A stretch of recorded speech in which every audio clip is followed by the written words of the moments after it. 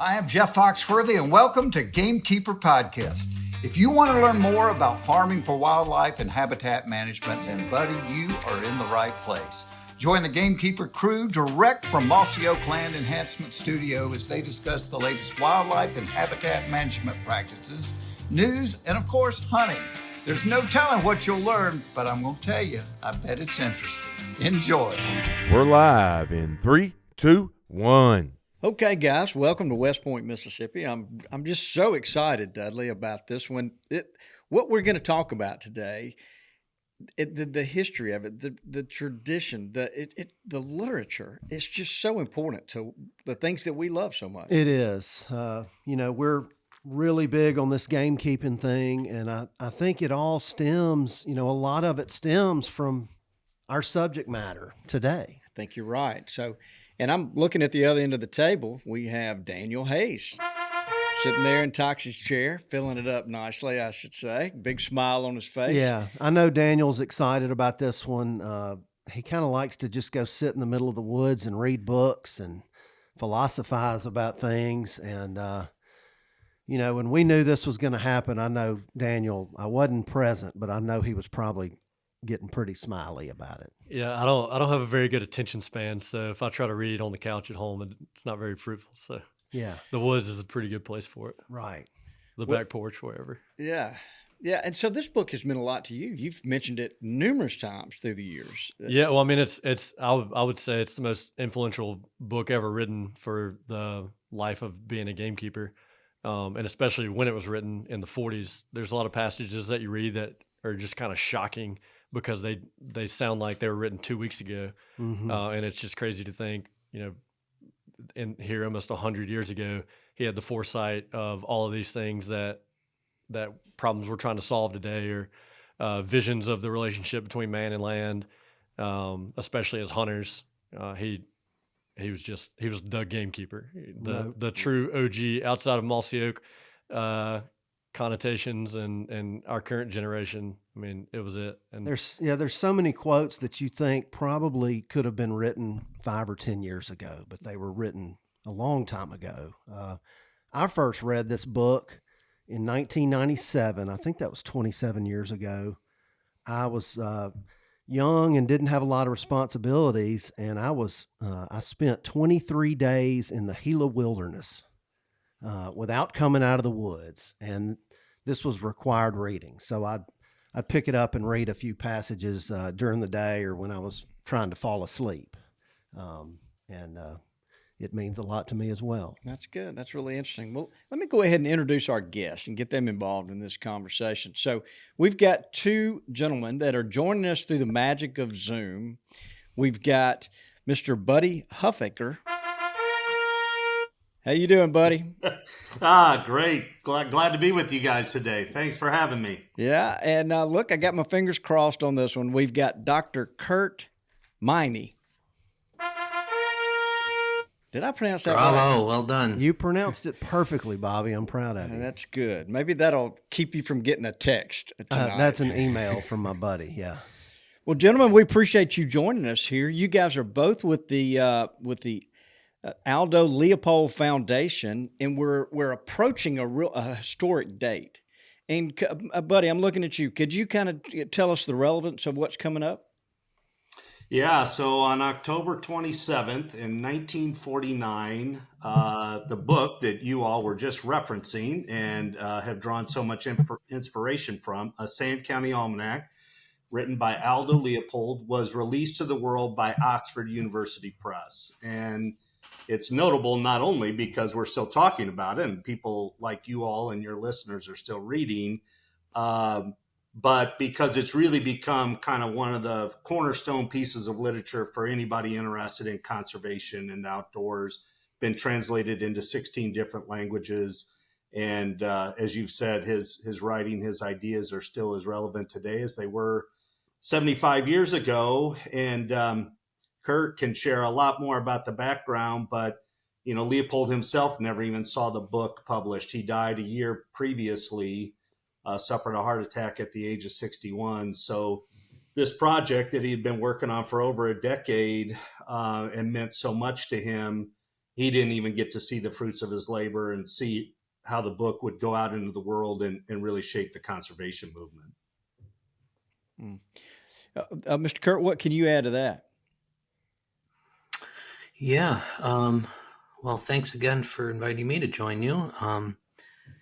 I guess I'd add to just that basic kind of history of the book is that it was really only the last chapter, literally, and last contribution Leopold made in a life and career devoted to conservation and all the different dimensions of conservation. So it was, in many ways, his culminating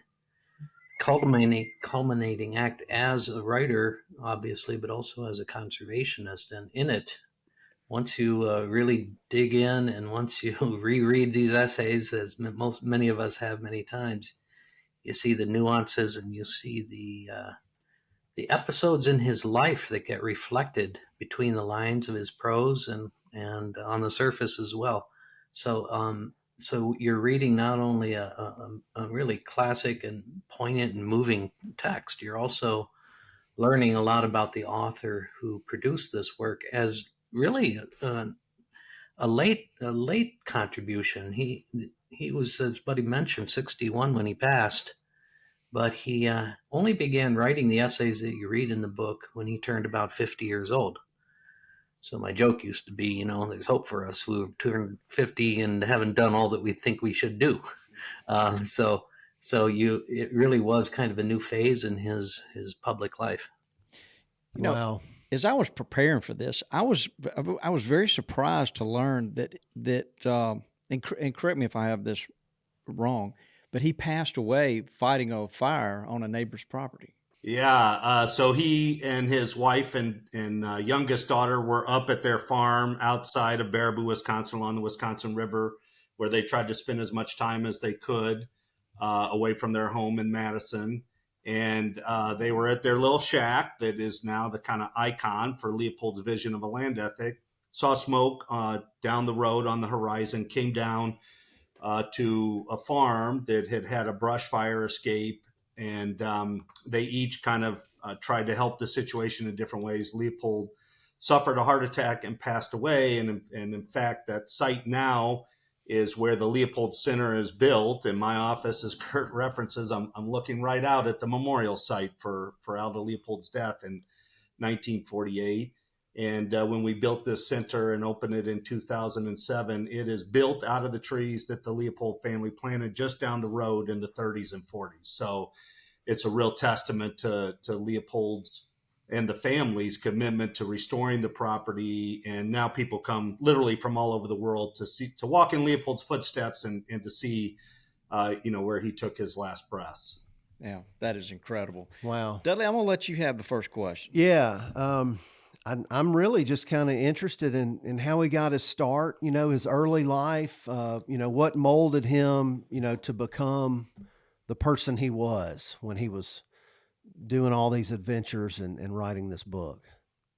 Well, this is great for Curt to start, because when I get to introduce Curt, I always say Curt knows more about Aldo Leopold than Leopold knew about himself. So, Curt, you got nobody better to tell you about Leopold's formative years than Curt. Go ahead. Perfect, Curt. Well, okay. Let's do the basic facts. He was born in 1887 in the small city of Burlington, Iowa, which is along the Mississippi River, sort of upstream from St. Louis.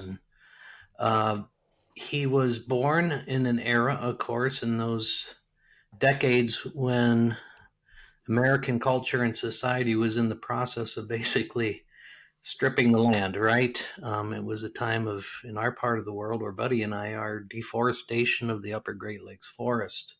It was a time of massive conversion of our native prairies to agriculture, a loss of wildlife populations from east to west, north to south, waters being exploited and polluted and so forth. So it was really a challenging time, and there was as yet no conservation movement as we now know it.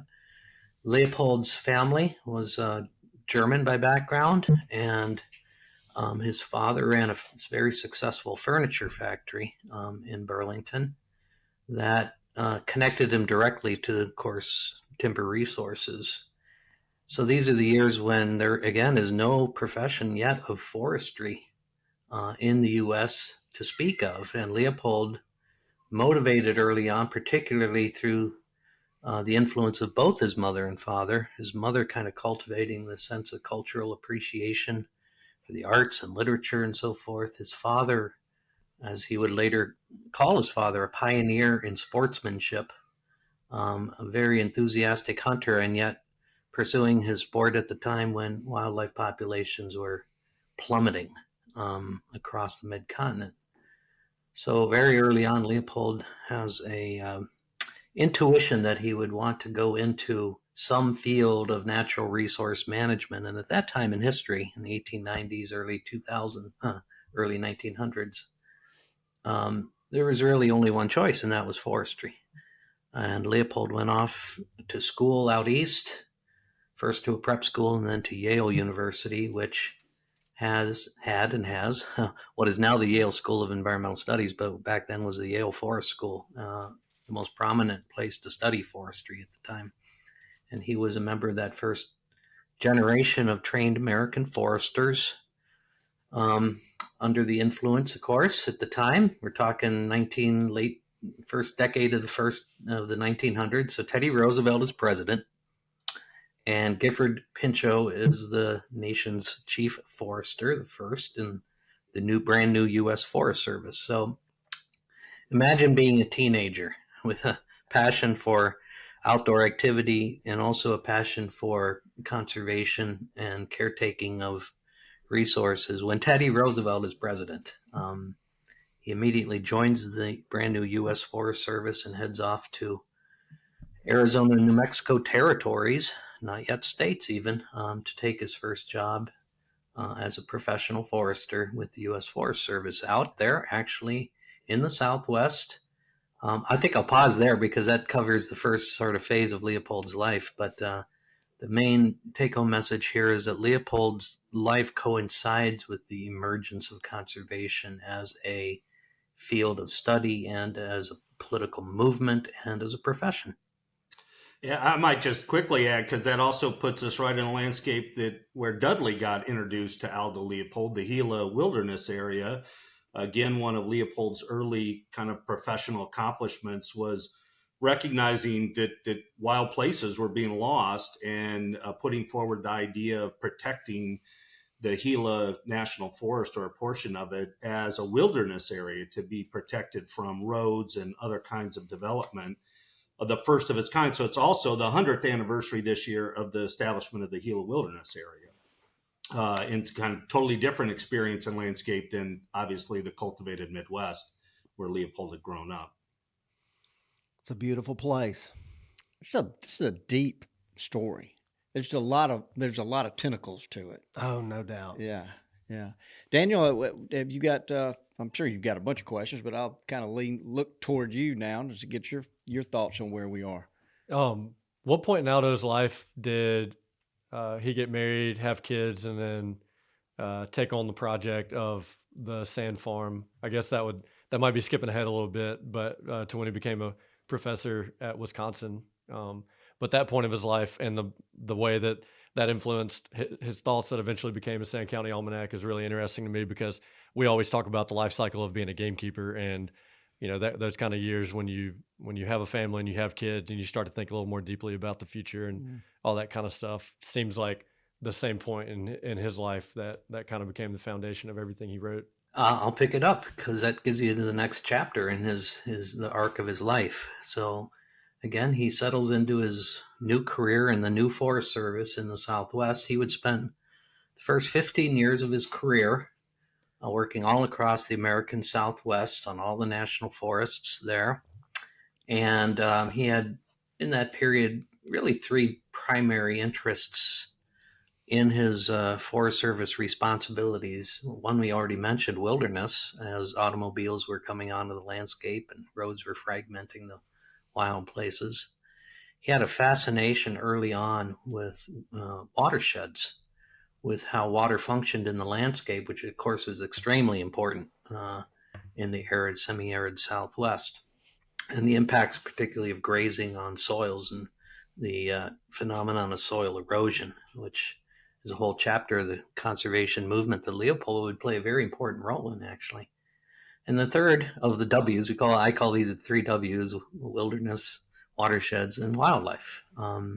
Although at that point in history, you would have used the term game more often than wildlife, because that one word term doesn't yet come into usage until later on in the 1930s. So Leopold would spend those years in the Southwest. Some of these were official responsibilities. Others were ones he kind of took on and found a way to make happen if it wasn't officially part of his portfolio. But in any case, by the end of his time there, he had, in fact, married and began his family. He married into a very well-known family in New Mexico. The surnames Luna and Otero were well-known names in the Hispanic ranching communities of the Southwest. Those names are on the maps of New Mexico, if you're familiar with that part of the country. And of course, this is a really important and interesting personal part of Leopold's story. He marries outside of his own kind of Midwestern German upbringing and culture into a Hispanic tradition. And many of us think that this was a critical part of what made Leopold, well, I think there's no denying actually that it was a critical part of who he became, being able to see the world through different sets of cultural lenses. And it would be a long and happy marriage between Aldo and his wife Estella Leopold, to whom Sand County Almanac is actually dedicated.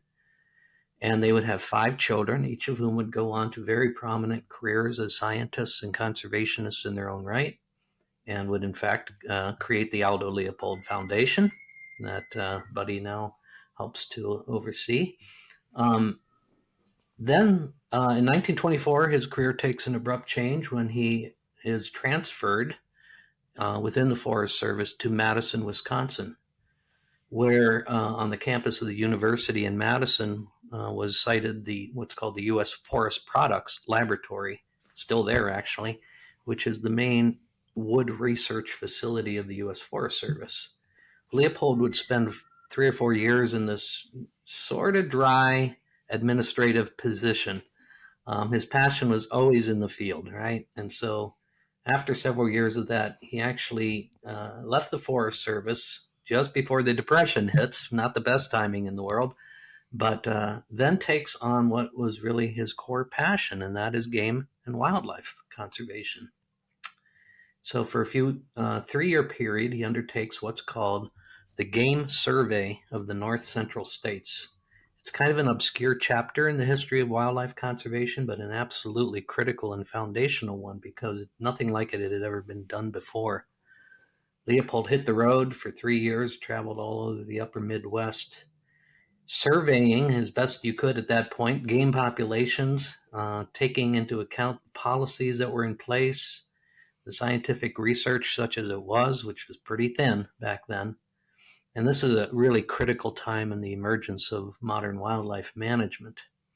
So a few years into the Depression, that job peters out, frankly, and he's kind of actually left unemployed for a short time until Franklin Roosevelt becomes president. New Deal kicks in, and there's a lot of demand for conservation work in a time of, again, crisis that I mentioned earlier, that almost everything was in a low point. Wildlife populations, watershed stability, massive soil erosion, the Dust Bowl comes on and on. It's a time of crisis.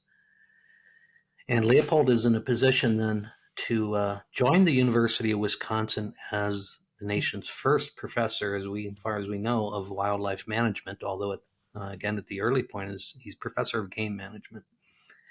And so he now is in the position that he will keep for the rest of his life, and able to be really leading this new movement. He's probably the most prominent early wildlife scientist, conservationist, policymaker. He's right in the middle of everything through these critical years of the early to mid 1930s.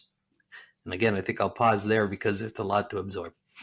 Well, and again, let me just add on, because Daniel, I love kind of your opening remarks about Leopold being kind of the original gamekeeper, and I don't think he would describe himself as such, because he was interviewing, and and collecting data from these people that were out in the field actually doing that. But we often talk about a Sand County Almanac as being this kind of visionary work. And I like to point to this period that Curt just described, where he starts working on a manuscript in 1931, effectively, or 1930. And when it gets published in 1933, the first text ever, titled Game Management, that Leopold's finally qualified to be hired by the university to teach the first course of a field that doesn't exist until he writes the textbook for it. And so, he literally, from an intellectual perspective, creates the field of game management, then wildlife management, now wildlife ecology, collecting this data and synthesizing these ideas in his first book. And it really is just a fundamental moment in time for the conservation movement, and so fitting to just go into a little bit of depth there on a program called Gamekeeper. Hey guys, listen up. Let me tell you about an awesome deal Springfield Armory is offering now through the end of 2024.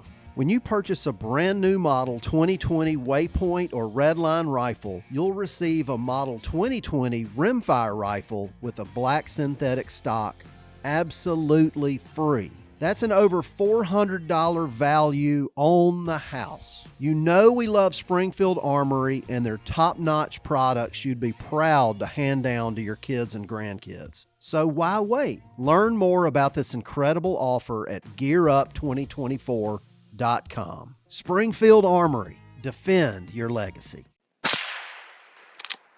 Just last week, we had a podcast and we had a gentleman named Dr. Steve Ditchkoff, and we referenced that we were going to be doing this week, and he turned around, reached on the shelf, and pulled that book out, and he said, "This book has meant so much to me." And he referenced Sand County Almanac. He's read it several times, but he said, "I still go back to this book, The Game Management. It means a lot to me." Well, let me build on that a little bit. I forgot to mention that in the process, so these game servers that he did, his method was he would go to visit a state. He'd spend about 3 weeks there, traveling all around, talking to all the informants, the people, as Buddy mentioned, who were in the field doing the work, just trying to get basic facts down, because it was a time when there was no field. So he was doing all this original field research by not only doing the work himself in the field, but by talking to God, who knows how many hundreds of people he must have talked to. So he did this again for the block of states in the upper Midwest. But important for where you're coming from, he actually decided he wanted to try his methods out somewhere else, somewhere outside his familiar Midwest. So he went down to Mississippi, actually, in 1929, spent several weeks crisscrossing Mississippi, and was able to produce a survey report out of the conditions in Mississippi at the time. It's really an interesting document to read. Among other things, something that comes to my mind is it was the first description of the rare population of Mississippi sandhill cranes. No one had documented that and shared that information. So that's one point. The second I'd make is his book Game Management would remain the standard text in the field for a generation, if not more, well into the 1960s and 70s. It's hard to believe. His text was still being used as the founding text in the field. Wow. Dudley, we need to get a copy of that Mississippi report and read through it. That'd be really interesting. Absolutely. Yeah. I have a quote from it. So I was just rummaging through Pawpaw's attic and looking through old books. I think it really started with me and they were trying to, when we started working on the Colonel and the Fox, we were looking in every nook and cranny in his house to make sure there wasn't a forgotten copy of 10th Legion that we didn't know about. But yeah. He had an old pamphlet that MDWFP had distributed around some kind of wild turkey conference 20-something years ago.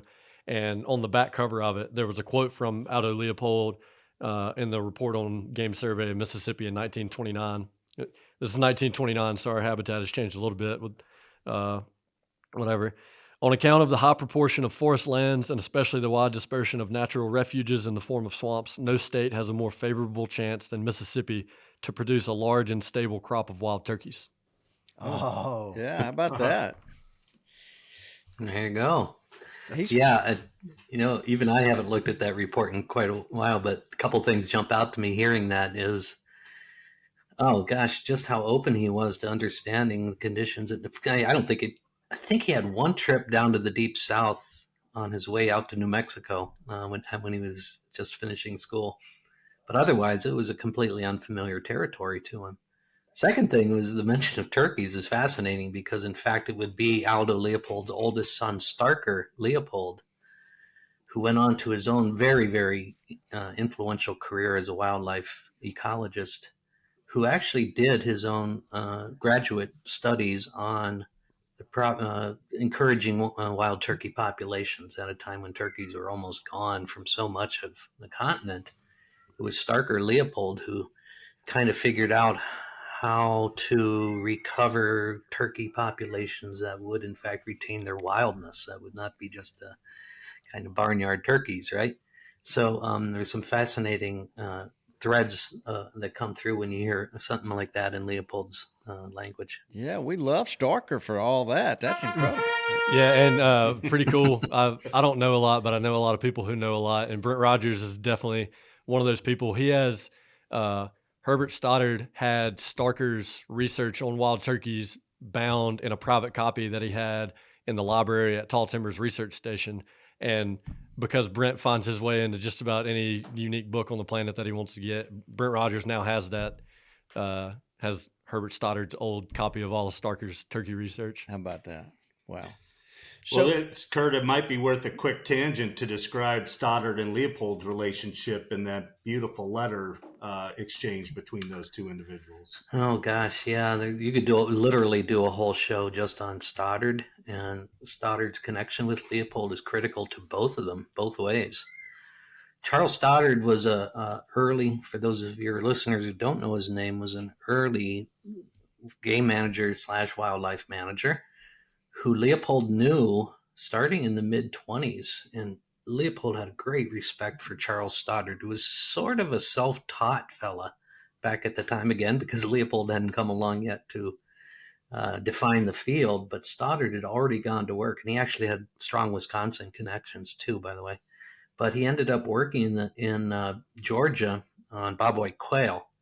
And Stoddard's work on bobwhite quail is so important in so many ways. First of all, it was one of the very first studies of a particular species, game species, with an eye toward how to recover the populations, sustain them, and manage them for the long run. And in the course of doing that work, it was Stoddard who began to rethink the role of fire in the landscape.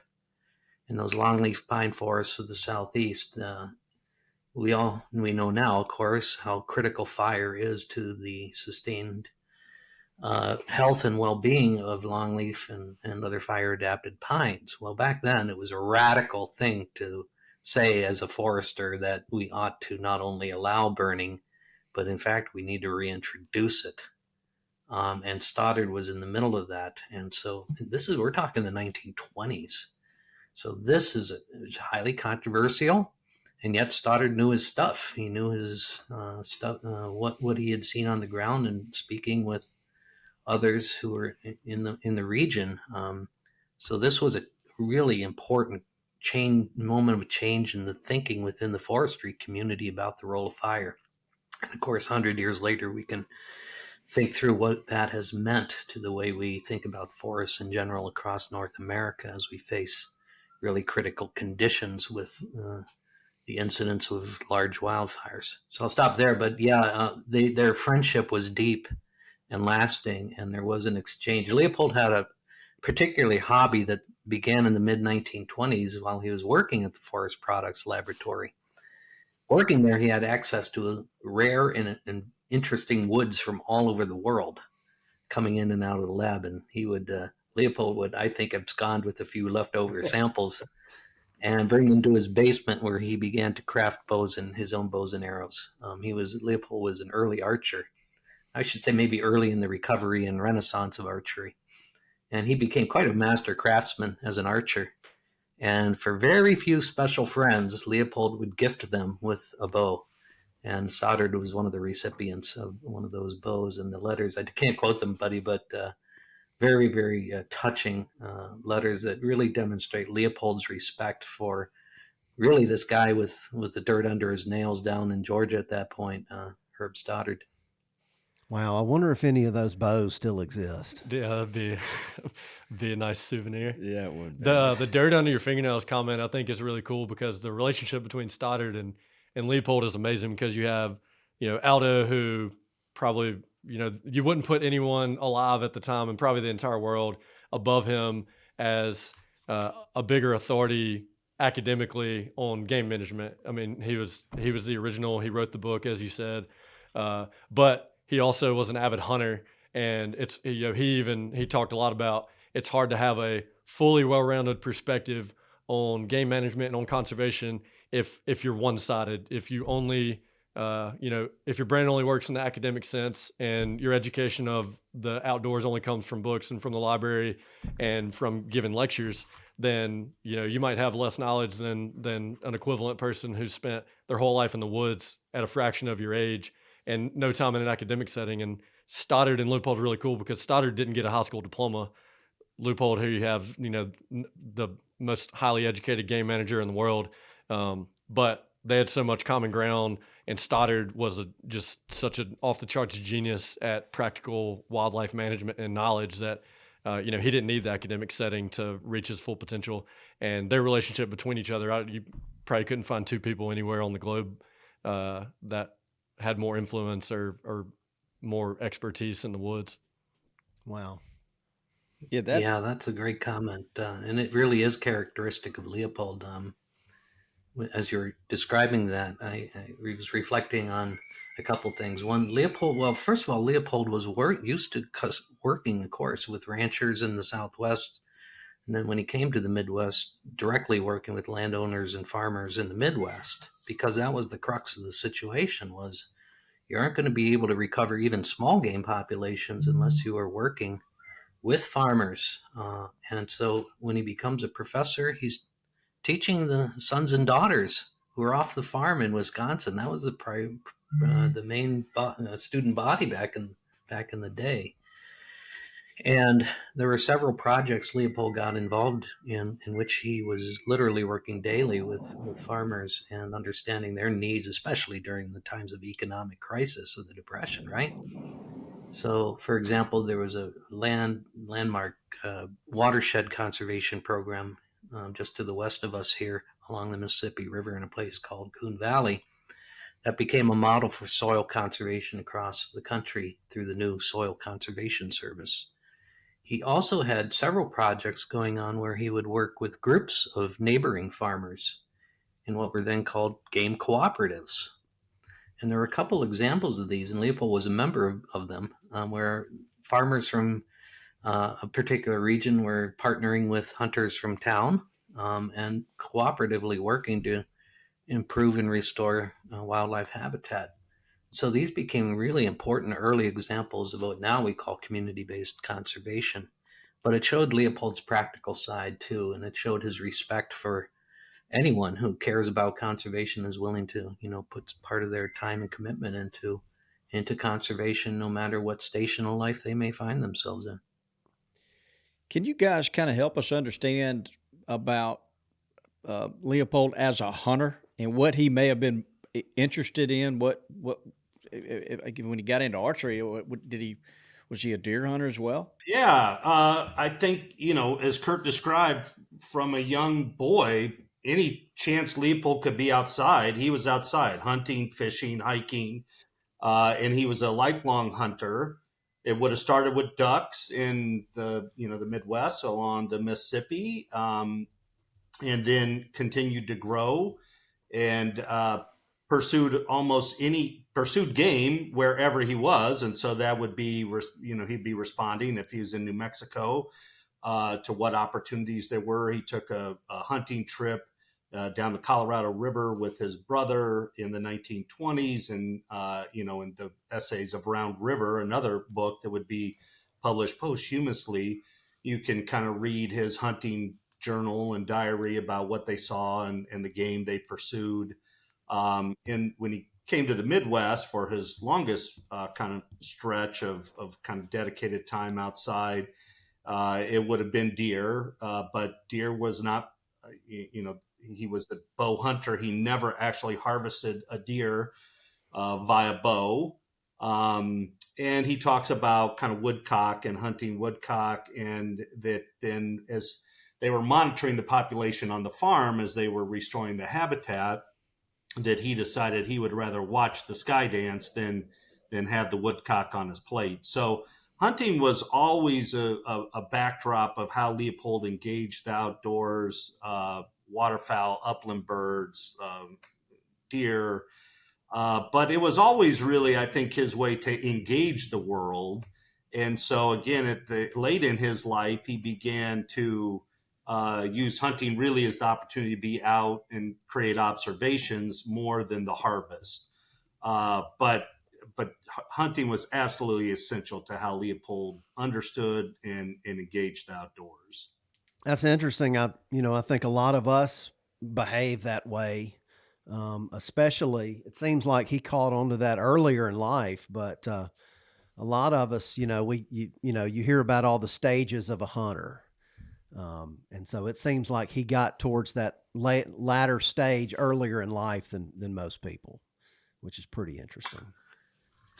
Well, he came, again, to highlight the role of his family. Hunting was always, of course, a social activity with Leopold, with his kids and his wife Estella.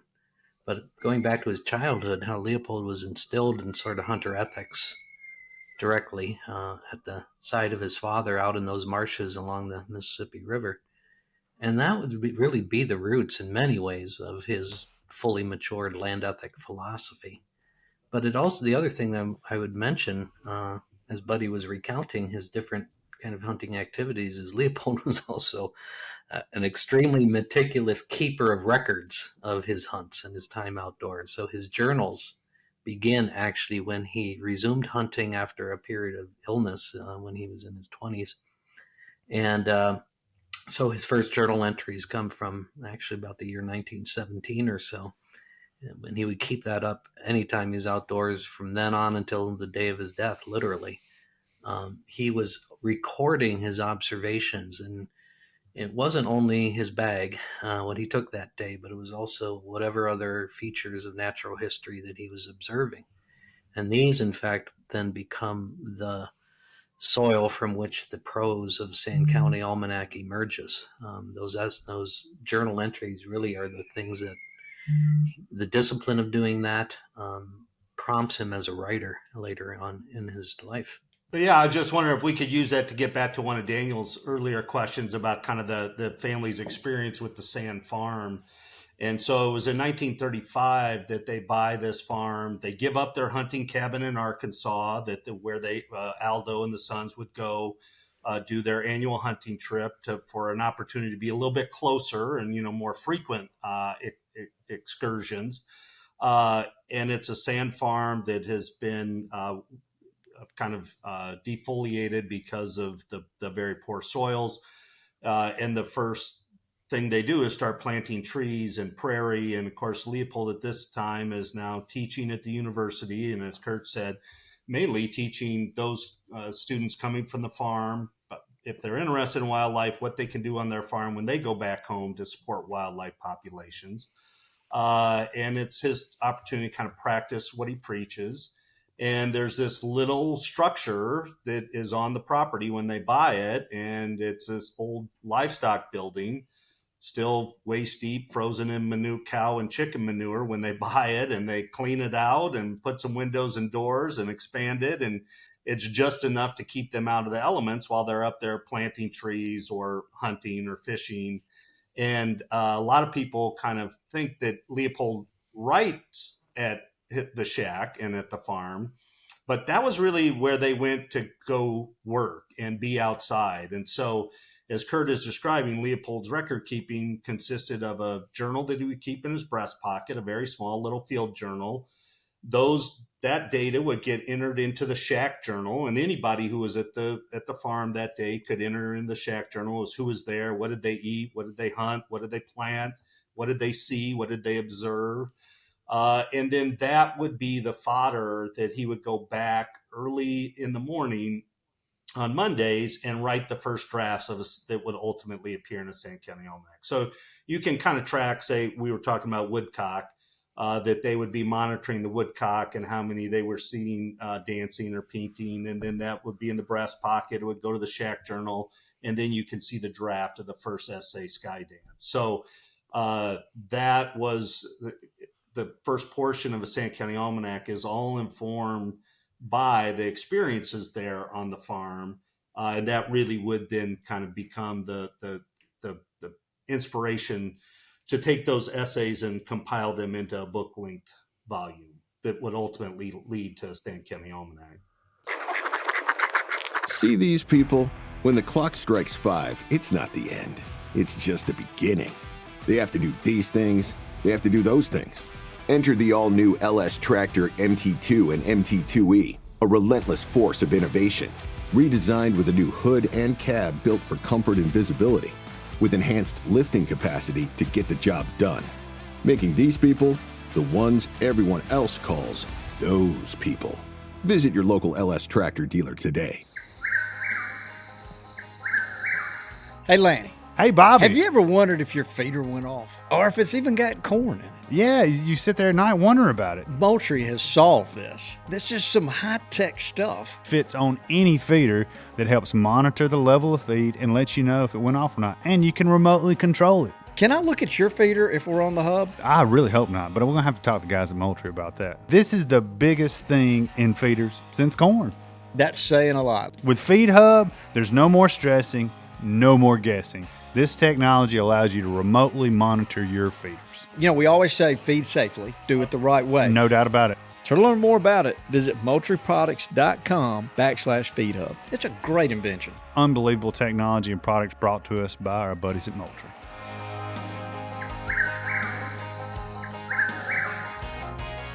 What size was this farm and how far was it from Madison? So I'm trying to wrap my mind around how long of a journey it would take for them, you know, if they went to work on for a weekend, would that have been possible? It was certainly possible. It's about an hour door to door now, so travel would have been a little slower back then, an hour and a half, probably sometimes 2 hours, given the vehicles and the roads. But it was a relatively easy access. And in fact, they would come up almost every weekend. During the World War II years, they would get cash rations. So they had to kind of strategically utilize their automobile so that the family could get up there. And it really was a full family venture. Again, Aldo, Estella, the 5 kids, sometimes a friend or a graduate student would go up with them. And Dogs. There was dogs. There was Carl was a falconer, so that times there was a Cooper's hawk or barred owl. There was a pet squirrel, a pet crow. It was kind of a menagerie there, but literally the kids wanted to go. They were so excited about the opportunity to be there. And the story that kind of documents this is that Carl Leopold, the youngest son, in fact, skipped his senior prom because it was tree planting weekend, and he wanted to be up there planting trees. He would ultimately marry that individual, and she documents that, yes, Carl stood me up for the senior prom so he could go up to the shack to plant trees. How about and that? just quick, Bobby, it was 30 acres that they purchased originally. By the time Leopold died, they'd have a little over 200. The family ultimately would acquire about 300 acres, and the Leopold Foundation now owns and manages 500 acres. And then we work with a private landowner and family, the Pines family, that owns 4,000 acres adjacent to us. We manage that all kind of in a co-management agreement for grassland birds and savanna habitat. And then we're not far from state and federal land that makes about 10,000 acres along the Wisconsin River, all protected and managed for wildlife and conservation goals. Oh, wow.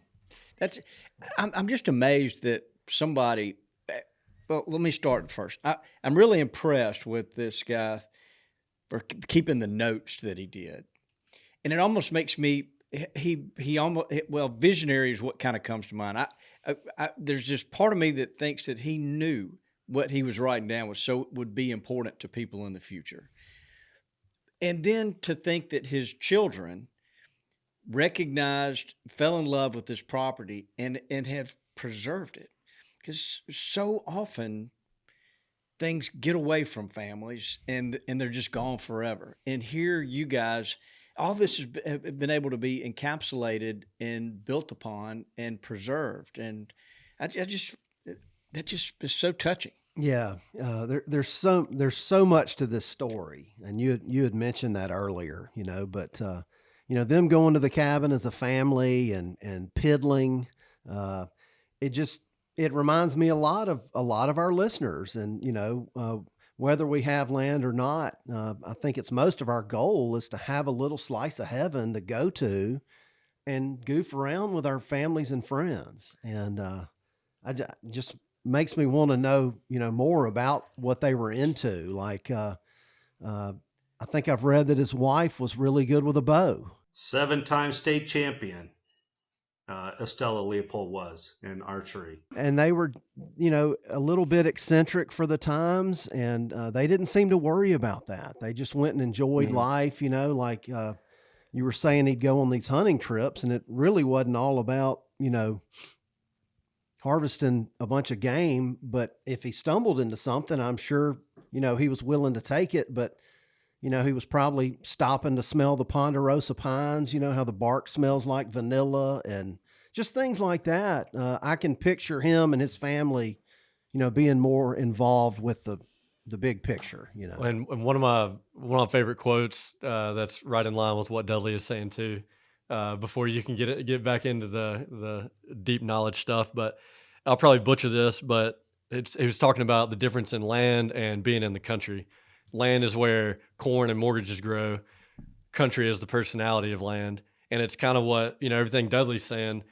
At that time, if you were going to write a best-selling book about land, you were probably going to write about, an island or somewhere exotic or the mountains or somewhere that was kind of awe-inspiring to any average person in the country. So to take and see the value in, at that time, an unproductive sand farm, that, obviously he got back to being an incredibly productive piece of land, but to see the value in what a lot of the average American would have considered an unremarkable piece of land, and he considered it heaven on earth, pretty much what anybody who's listening to this podcast, the way they look at the place that they hunt. That's just such a cool outlook he had on life. Well, I was just going to say, it had to be such an effort for them to travel to this location. I mean, it's not like it is today, where it's much easier for us to travel today, obviously. But I'm just kind of struck by the effort that it took them to travel. Well, it was a priority to them. They needed it, just like we need it. The story I love to share about, kind of how committed they were to getting to that place, is that, so you drive up and during the spring, summer, fall, and you get there, but they would go up all during the year. And the rule was when the toothpaste froze, it was too cold to go to the shack. But other than that, you went up there and, no electricity, no running water. It was heated by a big fireplace that they added. And they would drive up there in the kind of access road to get there, which is now paved, but in the wintertime was often impassable. They would have to park about 1.5 miles down the road and ski in. Well, okay, that's one thing, but they only had 2 sets of skis. So if all 5 of them were there, or 7 of them, 2 people would ski in, they'd drop a load, and somebody would have to shuttle the extra set of skis back. And that's how they'd work themselves into the camp and then back out. And so it was a priority. It was a priority for them to be there. And the family story, which you all are catching onto, is really, I think, significant as well, because all 5 of the kids would go on to be scientists and conservationists in their own right. We talked about Starker, who was hugely influential in wildlife. But Luna was a geologist, a hydrogeomorphologist. Nina was an ecologist and geographer. Carl was a plant physiologist, and Estella, the youngest daughter, who we just lost earlier this year at the age of 97, was a palynologist. She studied fossil pollen to reconstruct different vegetation patterns over historic time periods. And 3 are in the National Academy of Sciences. No other family has 3 members in the National Academy, and Dad wasn't a good enough scientist to get in. Aldo was never in the National Academy. Talk about making a difference. Yeah, yeah. And I think then, just to summarize that, they really then through their own careers, I think took their father's vision with them, because remember he passed away before the book was published. And so in many ways it was their success and their networks that helped introduce the book to new audiences and new disciplines and help grow this vision of a land ethic that their father had. And they were so committed to it that they did create this foundation. And I mean, just think about that. They shared their family farm literally with the world. Now people all over the world come to see this place.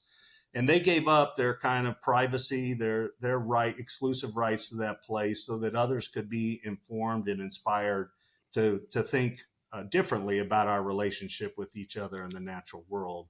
And then they also entrusted the foundation with the rights to their father's published and unpublished writing. And so we still get $30,000 a year in royalties from book sales, and that's revenue that they gave up to invest in their, this idea of a conservation ethic and what their father was trying to articulate in the Sand County Almanac. So it really is an amazing family story. We still have subsequent generations that are involved with the organization. But when you talk about one family and the difference they can make, the Leopolds really epitomize that. Yes, they do. The more you talk, the more impressed I am with them. And you hit on land ethic a moment ago. Is that something could you expand upon that a little bit? And then, the foundation, it seems like y'all are really kind of centered around this land ethic.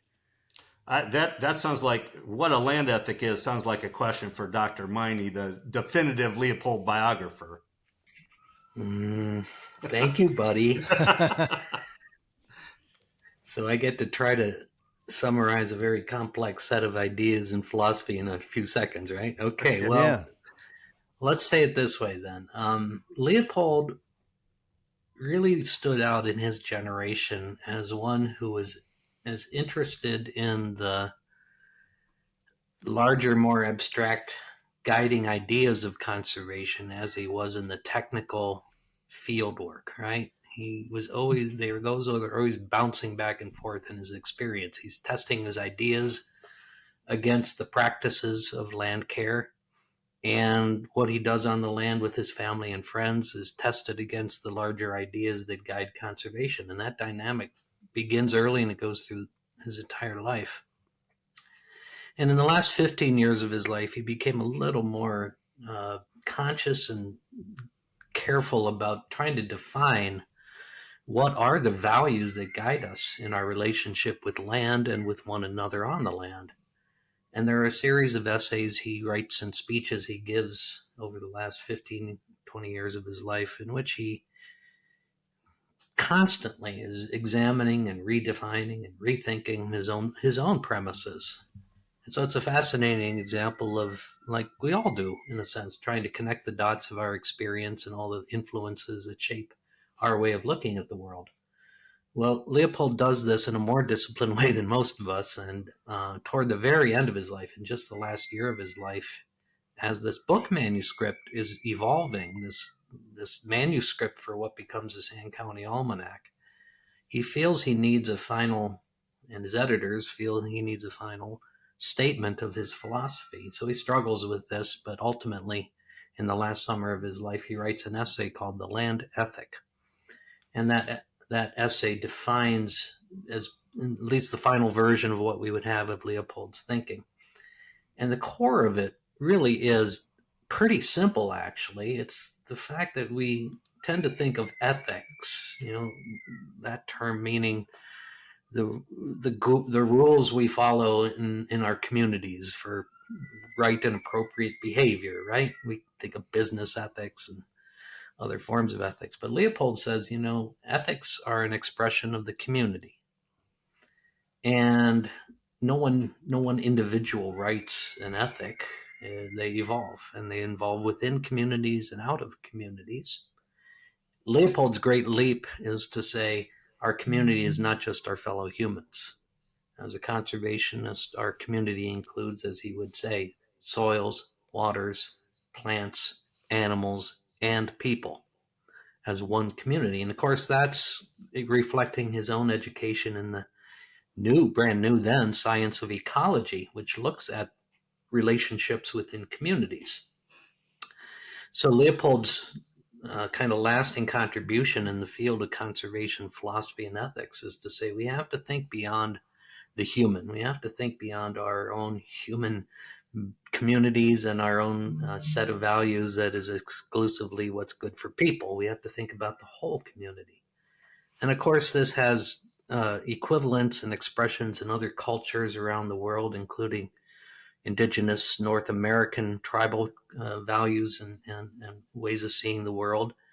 But he's doing something a little different within kind of the mainstream of Western European life and culture, of saying we need to, again, redefine the community and include all the living beings and the soils and waters as well. We might add now climate, oceans, the whole, right? The whole earth.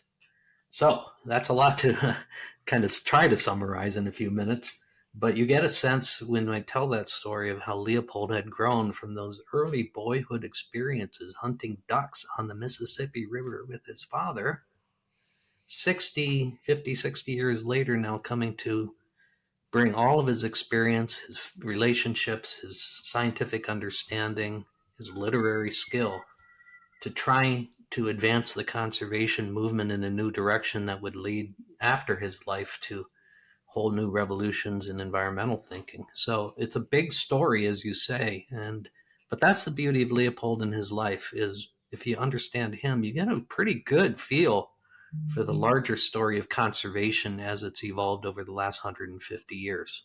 I would love a chance. Wouldn't you love, guys? I'm looking at both of you guys up there in Wisconsin. Wouldn't y'all love to sit down and talk to him and get his thoughts on how we have brought whitetails back all over the United States and Canada, and turkeys? There's more turkeys, but we still have some challenges there. And let him have some input on what's going on. I think he would smile to see how many Canada geese we have now. I think it'd make him sad to see about the bobwhite quail. We still hadn't figured that one out. And I'd love to get his thoughts on wolves and the reintroduction of wolves in different parts of the country. And I'd love to ask him about CWD and hear what it's just, there's so much. Someone with his ability to understand the big picture could add so much to all these discussions. Oh yeah. And it's so interesting that, a lot of his thoughts and, that he's put on paper just really haven't changed over the years. I'm sure he probably, I don't know if misquoted is the right phrase, but, he probably had some beliefs that have slightly changed, to what we have today, but largely it's all still, the Bible, when you read what he has to say. I mean, one of his quotes that I like to read is, "A thing is right when it tends to preserve the integrity, stability, and beauty of the biotic community." So if it's not right, it would be the other way around. So, I mean, you just go by that quote and you're making good decisions outside. Yeah, you just used the key line from The Land Ethic. That may be Leopold's most quoted sentence ever. Particularly in the aftermath of the environmental movement came on. That was kind of a guiding principle, along with his statement that, we see land as a commodity that belongs to us. When we see land as a community to which we belong, we may begin to use it with love and respect. Those are the core statements of his philosophy. But you're right on, he did evolve. That's what, again, makes Leopold fascinating, is he's constantly growing and evolving intellectually and emotionally through his life. And the Leopold in 1948, when he passes, is not the Leopold even of 10 years earlier. So he's a model of how we all continue to grow and change through our experience and our knowledge. And Buddy's going to smile when I say this, because he knows my little policy on this. When I often get asked questions about what Leopold would say about this or that contemporary issue, I always answer, I don't ever answer any question that starts with what would Leopold think about this or that.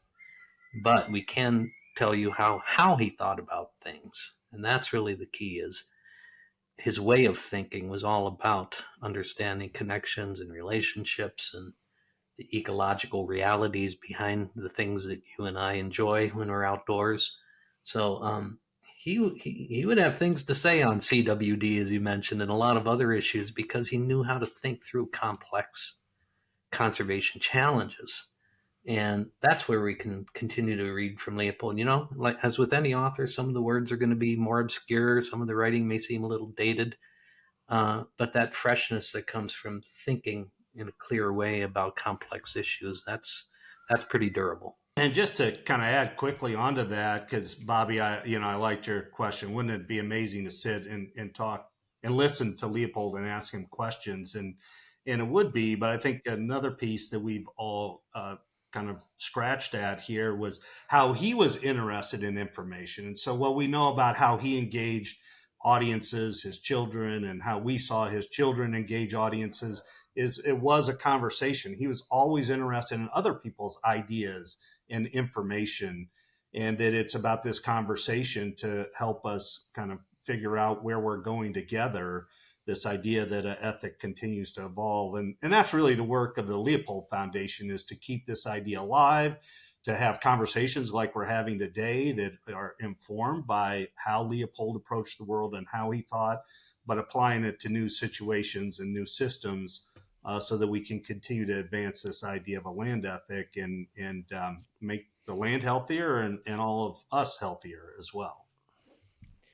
So guys listening to this, if they want to maybe even plan a vacation around coming up there and touring the shack and seeing that, is there a website that they can go to? Can they donate money? What all can a guy do that's listening to this? People can do it all. Yes, the Leopold Foundation is supported primarily by private donations. We do get some state and federal funding, but most of it is supported by the philanthropic generosity of those that care about these ideas and this work. And you can find us at aldoleopold.org, www.aldoleopold.org. You can come visit. We were talking about kind of how things have changed. You know, if you go to Leopold's essay, Marshland Elegy, he is saying goodbye to the cranes. One of the best times to come visit us is coming up in November. We'll have 15,000 sandhill cranes come to roost along the Wisconsin River, right behind the shack. We have a series of blinds. You can come watch this wildlife spectacle. That's estimated there were maybe 100 cranes in the state of Wisconsin when the Leopolds bought the farm. So every time of the year is different, but you can see the spots that Leopold writes about in the Sand County Almanac, and kind of envision having that conversation with Leopold about what he was seeing in his time and what you're seeing today, and what the world needs from us tomorrow. So yeah, come visit, check out our website. We got all sorts of great resources there if you want to dig deeper, writings from Curt and other scholars, videos, but any way that we can keep the conversation connected would be great. The Formative is the industry's most versatile piece of food plot equipment, allowing plotters to do every step of the process, working the soil, adding seed and soil supplements, and compacting, from start to finish with a single implement. It's hassle-free by design. Set it for the seed size and simply drive the tractor, and the Formative does the rest. Check it out at theformative.com. Nosler is known for their bullets, and now they're making suppressors. Nosler suppressors are made for hunting. Adding a Nosler suppressor to your rifle will make you a quieter, more accurate, and more effective hunter. Protect your hearing and disturb less game with a Nosler suppressor. The time to hunt quiet is now. Learn more at nosler.com. Bobby, let me read one quote real quick before we ahead. move on to any trivia or anything else, because I think obviously Leopold's thinking on the relationship between man and land and wildlife and all that is very, very well documented. But like we keep talking about, his ability to think through complex hunting issues and the current state of hunting and how hunting and media interact with each other, and kind of, who people look up to if they don't have a personal uncle or friend or dad as a hunting mentor, and kind of how, whatever magazine it would have been at the time at that point, or nowadays with the internet with a million different people telling you the wrong thing to do that you might accidentally get informed by. This is just crazy to me that he wrote this in the 40s, and he's talking about duck hunting, but it sounds like he could have been talking about, this season or the current state of turkey hunting. As an end case, consider the duck hunter. Sitting in a steel boat behind composition decoys, a putt-putt motor has brought him to the blind without exercise. Canned heat stands by to warm him in case he gets chilly. He talks to the passing flock on a factory caller in what he hopes are seductive tones. The decoys work despite the caller. A flock circles in. It must be shot at before it circles twice, for the marsh bristles with other sportsmen who might shoot first. He opens up at 70 yards, for his poly choke is set for infinity, and the advertisements have told him that Super Z shells, and plenty of them, have a lot of reach. The flock flares, a couple of cripples scale off to die. Is this sportsman absorbing cultural value, or is he just feeding minks? The next blind opens up at 75 yards. How else is he going to get some shooting? This is duck hunting, current model, typical of all public ground in some clubs. To write that in the 40s, I mean, that sounds like I'm listening to one of my buddies that hunts in Arkansas talk about the guys next to him sky blasting wood ducks while they're trying to get a group of mallards to finish in the decoys. That is so relevant, though. In the 40s, he wrote that. And I could read, there's 2 pages that I've got bookmarked from this same little quote where everything he says sounds like it was written in 2024. And I'll just kind of reinforce Daniel's message of just reading. Really, the best thing you can do is read Leopold. And so if you don't win a copy of a free book today on the program, as part of the 75th anniversary, we have the book available for $7.50 on our website. Shouldn't be able to find it cheaper anywhere. But so, read it or reread it and get a copy and give it to a friend or loved one who cares about the outdoors and loves to hunt and fish, because I think the best way to start to internalize that land ethic is having Leopold out there in the blind with you. So let me right here interject. We've got, the foundation has been generous and has given us 10 copies. So 10 people that'll go leave a review about our podcast. We'll pick 10 and you'll get a Sand County Almanac, the 75th edition. Right. And look, guys, there's other people that are listening that won't win one, but for $7.50, you can buy this book from the foundation. It's a great value. Yeah, get them for gifts for your friends. If you're just trying to spread the love of caring for, our favorite resource, this would be the best gift you could get. I mean, really. It is. I mean, what 10th Legion is as a giftable book that turkey hunters like to give to other turkey hunters, the Sand County Almanac is 10th Legion for being a gamekeeper, being a land manager. It's everybody. I think if you had Tom Kelly, Fred Bear, and Aldo Leopold together, maybe sprinkle Wendell Berry in there with the community of land, and I think they could probably solve pretty much any problem a hunter or whatever face. Put this in your backpack instead of your iPhone and take it on a few deer hunts this fall. And for anybody else listening, the audiobook is a classic too, because I'll say I read it. I didn't read it for the first time until 2016, and then we tracked down a first edition copy to have at the camp, sitting right next to a first edition copy of 10th Legion when Colonel Kelly was in camp. And then I've listened to the audiobook a bunch of times on road trips beyond that. And then Caroline got me they printed a limited edition copy of books that were printed on paper from pines that him and his kids planted in the 30s. So we have a copy of the Leopold Pines edition at the office as well. That's a special one. Yeah. We have a bunch of different copies, and we got a first edition copy of Game Management, but it's at Shmooler right now. So I guess you can say Daniel's a big fan. I love it. So Richie, over here, wake up, Richie.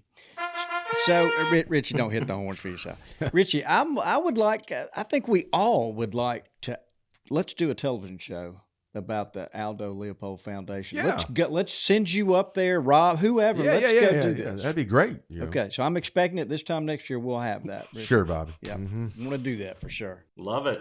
We always like to ask our guest a trivia question. And so we have one prepared for you guys. If y'all got a few more minutes, we could do this real quick. All right. It's not too hard, sure. Shouldn't be. A little nervous, but Yeah. And look, buddy, you'll know it. we'll you the two of you can collaborate on this together. We'll ask the question and give you a few seconds. Not a lot of pressure here. Go ahead, Richie. All right, here we got. So our winner this week is David Bridges, 89. So he wins some Leupold shooting glasses. Yeah, Pronounced Leupold. got him right here. yeah, Leupold Optics here. And so the question is, what year was the first duck stamp issued and who Or and who painted it? you know, that's a Buddy, Well, I can help on this get. one. I think I can get who.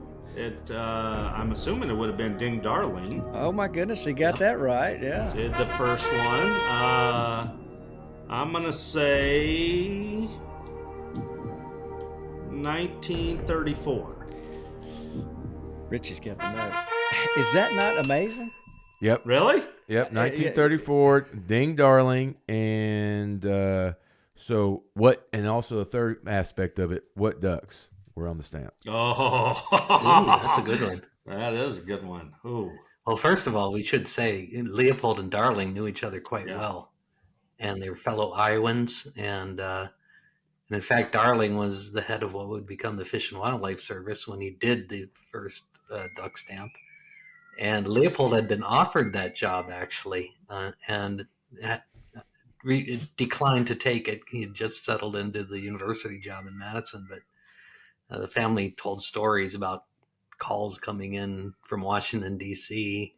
and to Madison about the new directorship of the Biological Survey back then. But I'm just gonna have to guess mallards. I haven't seen that stamp in a long time, but that's in my memory. Oh You my got God, it. You guys are 100%. Y'all are 3 for 3, man. Yeah. We just got trivia'd pretty hard ourselves. Yeah. So, one quick question. So, you go to the post office to buy these stamps. I'm going to ask you, could you lick one and stick it on an envelope and mail something with it? Would it work like that? I don't think it's a postage stamp per se. I think it is. Yeah, I think it's only offered for supporting wildlife conservation work, if I remember correctly. I've never That is tried to mail. 100% right. It'd Oh, be my an goodness. expensive piece of mail too. I don't think that's not a good use of resources. No, it wouldn't be, buddy. You're absolutely right. You guys are amazing on the trivia question. Yeah. We should stop there. Daniel, what's left to say about Aldo Leopold and this foundation, his work through the years, the impact he's had on so many people?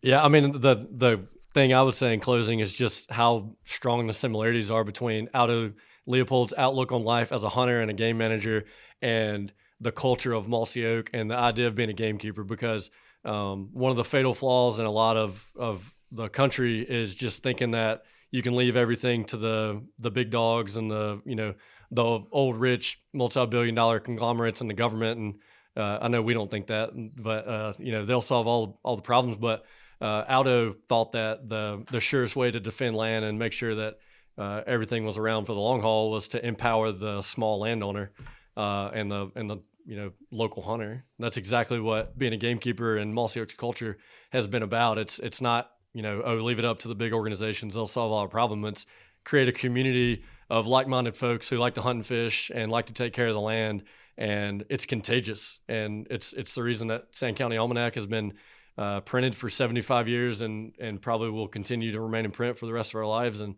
it's the reason that the Mossy Oak and the idea of being a gamekeeper continues to grow, because it is a contagious idea and it's a lot of fun and it's a great way to live life. Mm-hmm. Well said, guys. I don't. Well said. Yeah, I don't think there's anything left to be said from our end. Is there anything that we didn't ask you guys up there that y'all wanted to point out? No, I just again thank all of you for the conversation, and Mossy Oak and Gamekeeper for the work you do to continue to build passion and commitment for wild things. As you've, I think, begun to see, it's a rich story that has a lot of aspects to it and a lot of depth to it, but continues to unfold. And so it's a great honor and pleasure to be part of the journey and the evolution, and look forward to having your film crew out here to learn more of the story and bring it to different set of audiences. Yeah, it'd be a great shot, Richie played. I would just only add that, again, thank you also from me for all you do and for inviting us. But as I was listening to Buddy and listening to and learning a little bit more about Gamekeeper and what you do, I really appreciate especially your bringing this to your audience, especially young people. And the reason I mention that is a lot of younger folks just don't have exposure to this history. They don't know much about how the conservation movement emerged and grew and continues to grow and evolve. And we're facing a lot of challenges going forward. And younger people feel it maybe more than any of us, at least me. I'm probably the grayest of the gray hairs here. And so it's really important to share these historical stories with younger people who are trying to find themselves and how they fit into all this. So I just want to mention that and say thank you for especially sharing this historical perspective with your perhaps younger listeners. Well said. Yes. So, Buddy Huffaker, got that one right, I think, and Dr. Curt Meine. We have enjoyed having you guys on. And in the show notes, guys, if you missed the website for the foundation, it'll be in the show notes. You can go to that, and it's a I tell you, there's a lot of stuff on YouTube. If you type in Aldo Leopold in Google, you're going to find a lot of stuff to read. Yep, you really are. Thank you for what y'all are doing up there and preserving this part of history. It's so important. And please, we just hope we can be a little wind underneath y'all's wings up there. Love it. Thank you. Sounds like y'all got some wind up there. Either that or your tea's ready, Curt, one or the other. I love it. I'm telling you. The winds have only picked up since we started talking. All right. Well, gosh, is there anything left to be said? I can't think of anything. Daniel, we enjoyed having you. You brought a lot to the table on this one, that's for sure. Glad to be here. It's been a minute. Have to join us more often. Yeah. Well, if that's it, I think this has been a good one. I've enjoyed it. Why don't you say goodbye, Dudley? Goodbye, Dudley. Get us out of here, Richie. Thanks for tuning in to this week's episode of the Gamekeeper Podcast, and be sure to tune in again. Subscribe to Gamekeeper Farming for Wildlife magazine, and don't miss the Mossy Oak Properties Fistful of Dirt podcast with my good buddy, Ronnie Cuz Strickland.